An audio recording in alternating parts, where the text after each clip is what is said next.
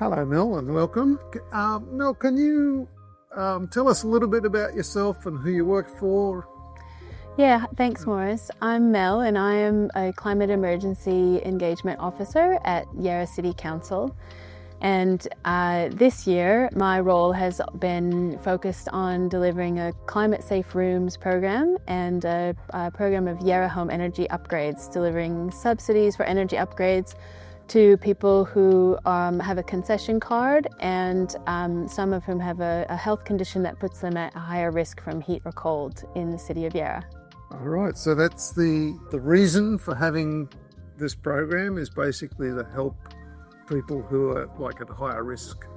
That's right. The Climate Safe Rooms pilot program is a program that we've been running this year as one of the actions in our Climate Emergency Action Plan, which was passed by Council in 2024. And it has a strong focus on supporting our at-risk communities and residents who are at greater risk of climate impacts, and in many cases are also the least able to act.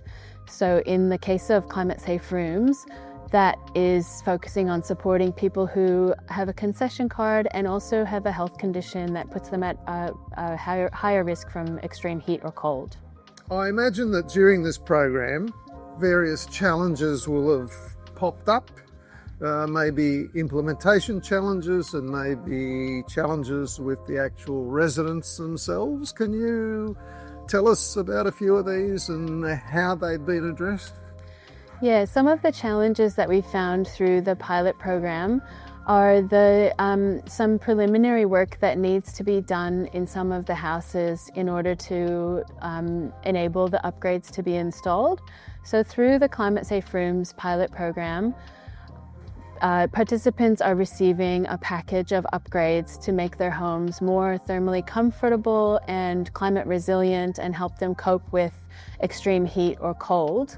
And those upgrades include things like solar, insulation, draft proofing, energy efficient heating and cooling in the form of reverse cycle air conditioners, and in some cases other interventions like window treatments. So in some households we've found that in order to be able to install the upgrades so that people can have those improvements, there's initial preliminary work that has to be done. In some cases, rewiring work that needs to happen to make the wiring safe before any insulation can be safely installed, or before any electrical work like installing a reverse cycle air conditioner could happen.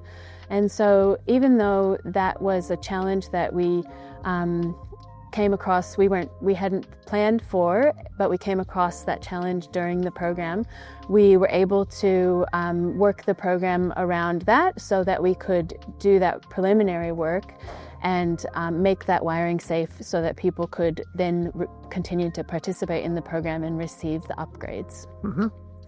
And tell me, did everybody that signed up for the program, did everybody end up having an upgrade? We did have a lot of interest in the Climate Safe Rooms pilot program, and we were also running the Yarra Home Energy Upgrades pilot program concurrently.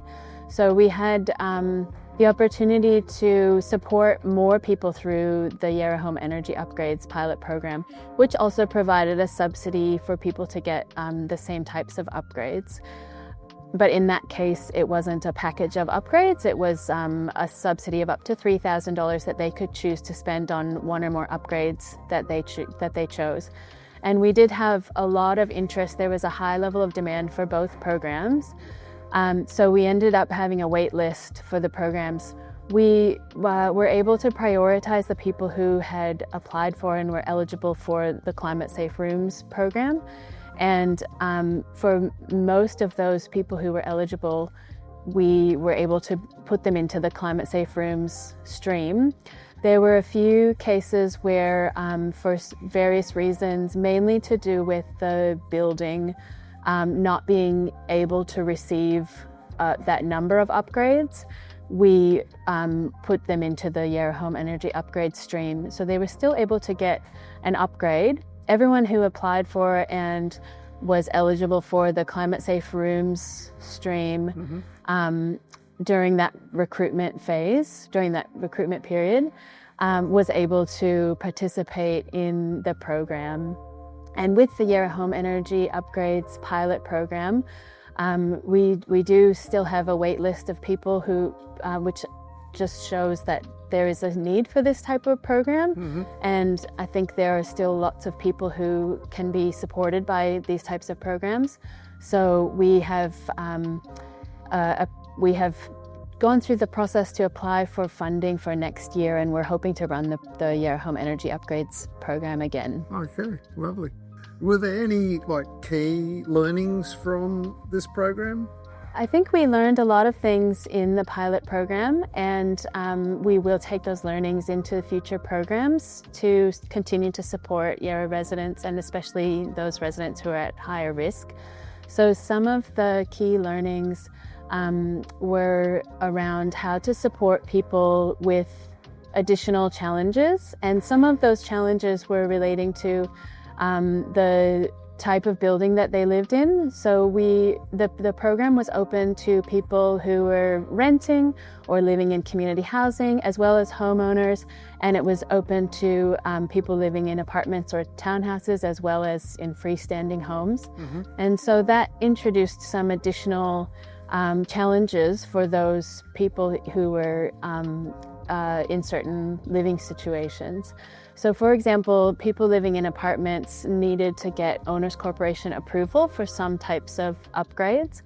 And we had some great examples where reverse cycle air conditioning was approved by the Owners Corporation and was able to go ahead and be installed. We had one example where a participant had previously applied for approval to install a reverse cycle air conditioner and wasn't able to.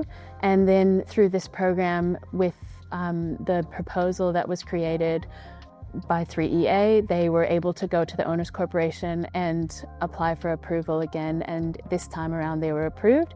And that meant that a couple of other people in their building were also able to go ahead with their own applications and be successful in getting Owners Corporation to install upgrades, to install reverse cycle. So like a domino. That's right. Yeah. So I think we learned some of the key learnings were around just other ways that we can continue to support people who might have additional barriers, such as living in an apartment or renting or living in community housing. We had some people living in community housing who participated, and we worked closely with the community housing providers to make sure that the program linked closely with their objectives and what they could approve. And that meant that those people were also able to participate in the program. So I think one of the key things that we would take forward into other programs is around how we can work to support people who might have additional challenges and make sure that they're able to participate in the programs. Tell me, Mel, what's been the most rewarding aspect of the program? I think the most rewarding aspect of the program has definitely been when we hear from participants about how this program has changed their lives and how it has changed the comfort in their homes and their well-being and ability to manage their health conditions. So we've been talking with participants throughout the program. We've asked them to complete a survey at the beginning of the program and also at the end of the program so that we can hear their feedback and really understand their experience of the upgrades. And that is definitely the most rewarding aspect, is when you hear from a participant what difference it has made in their lives. And some of the challenges that they were facing beforehand. We've had some people tell us that because of their health condition, they are sometimes confined to bed when it becomes really hot. Or other people tell us that because of the excessive drafts around their windows, they have had to tape their windows shut and aren't able to open their windows, and things like that, where when we can, after they've participated in the program, we hear from them how this has changed for them. And that's definitely just such a great thing to hear. Yeah, it sounds awesome. How did you ensure ongoing engagement and communication with the participants during the program? So we had really open lines of communication with the participants throughout the program. They had really consistent communication with 3EA. So 3EA managed the communication with the participants around providing them with a thermal assessment as the first step to understand what the opportunities were, what could be installed in their home and what upgrades they could receive, and then to talk through with them the report and recommendations that came out of that and what was proposed for their climate safe room. And we had some participants who contacted council and wanted to ask us questions, and we were always happy to have a chat with them and give them some further information, and some people who also contacted 3EA wanting more information. So we really had a lot of contact with participants throughout the program, as well as conducting the survey before the program and after the program to understand their feedback. Is there any specific aspect of this program that you really want to take forward to a future program? Yeah, I think one of the things that was really successful was the thermal assessment that we included as the first step in the process.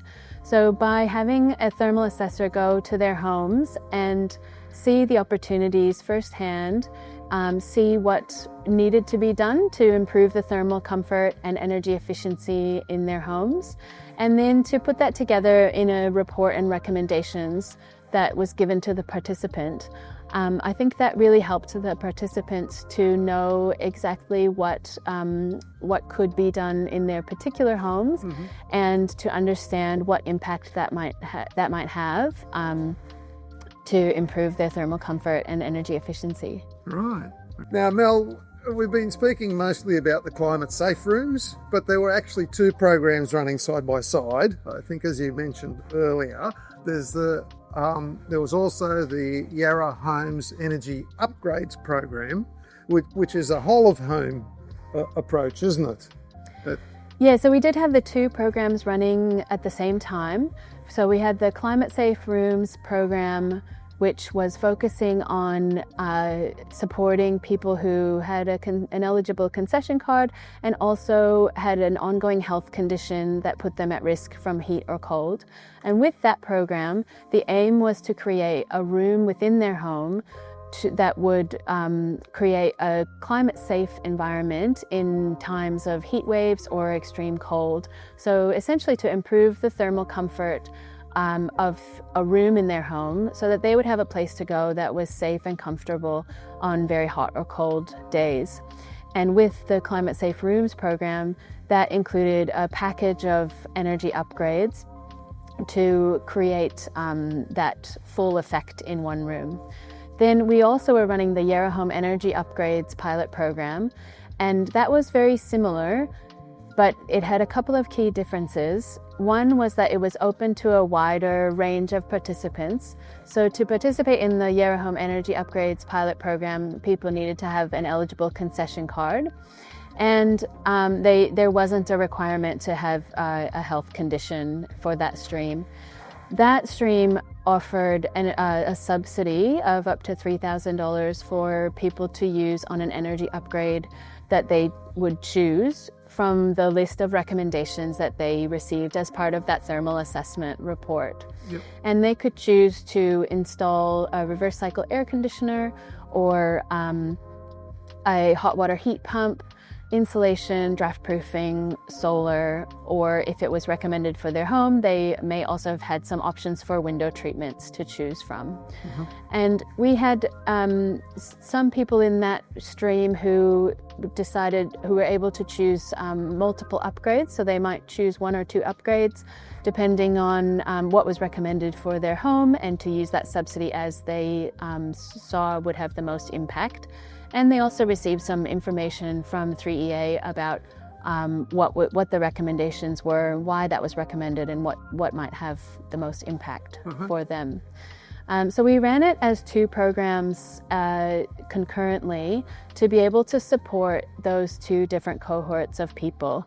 So to have a broader program that supported people who needed that financial assistance and had a concession card that made them eligible for the program, but also to have the Climate Safe Rooms program to support people who had that higher level of risk factor created by their health condition, and to really create that one room in their home that had multiple interventions. Yeah, yep.